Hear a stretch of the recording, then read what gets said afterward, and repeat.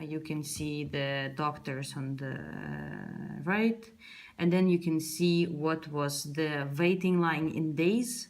And then green is acceptable, you know, and here you can see the hospitals, they're connected in chains, meaning that if this couldn't provide the care, then this one would step in, you know, they share the rare facility or their rare procedures and rare specialties. If we open, let's say 2014, when we started, because we compare days mostly. So on a specific day, 15th of April 2014, we had 1,354 patients of the unacceptable waiting time, meaning they couldn't get, you see, this is the red part here.